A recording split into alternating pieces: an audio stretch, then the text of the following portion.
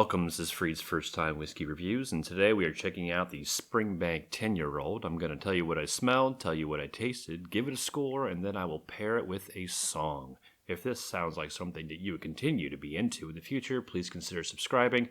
And also, I'm testing out a new format, as you can probably tell, and I would love your feedback. Yes, no, what do you think? What do you think? All right, the Springbank 10-year-old Campbelltown Single Malt Scotch Whisky. It is 46% ABV. It is non-chill filtered. It is natural color. It is matured in bourbon and sherry barrels. I'm getting mixed information online. I'm hearing 70% bourbon barrels, 30% sherry. I'm getting 60% bourbon, 40% sherry. So let's just move forward, knowing full well that this spent time in both bourbon and sherry barrels, with the majority of that time in bourbon barrels.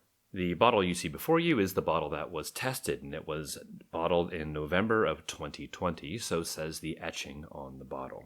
Now, if you're unfamiliar with my scoring system, it is as follows. Out of 50 points, it's a 4-part scoring system, with the color comprising of 5 points, the nose, palate, and finish, all 15 points, for again, a grand total of 50.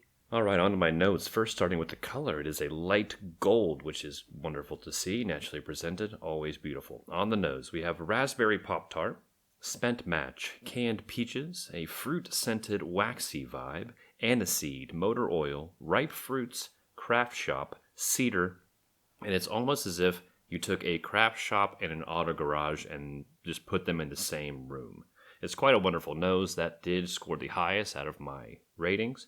On the palate, that aniseed/licorice note did come back, and it's almost as if it was rubbed all over a giant cedar chip. It was a bit overly bitter for me, and I usually don't mind a bitter note to my whiskey, but this one's a bit more so. I get a little bit of rotten wood. Again, normally, I don't mind that whatsoever. I quite enjoy it, but this one was just a bit off for me. It is almost as if you took a giant wheel of Parmesan cheese that had just about gone off, and you licked the rind all the way around.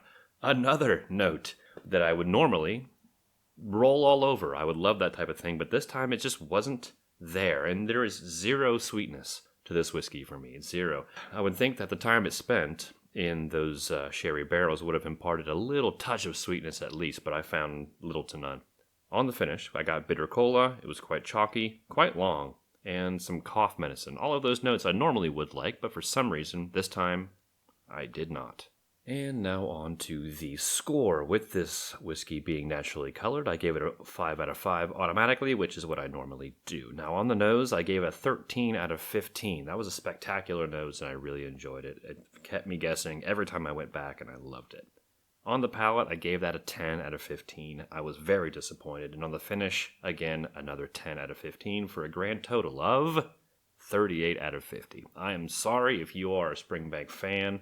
This one, maybe it's just my bottle. Maybe it was the day that I tried it. Maybe I was just having a weird palate day, but it did not hit me the way I was hoping. And I paid $130 for this. Talk about being bummed. I am bummed. Of course, I'm going to give it some more time and try it here and there, and who knows, maybe I'll even do a follow-up video for this follow-up video, and I've been getting a lot of feedback about giving it some more time, letting it get down past halfway. That's when it opens up, and that's a possibility. This has happened to me before. The Yoichi single malt from Japan I didn't like at all until it got down halfway, and then I fell in love with it. So, fingers crossed, my friends, fingers crossed. Now on to the musical pairing. The song I chose for this one is Faith No More's Epic, 1989.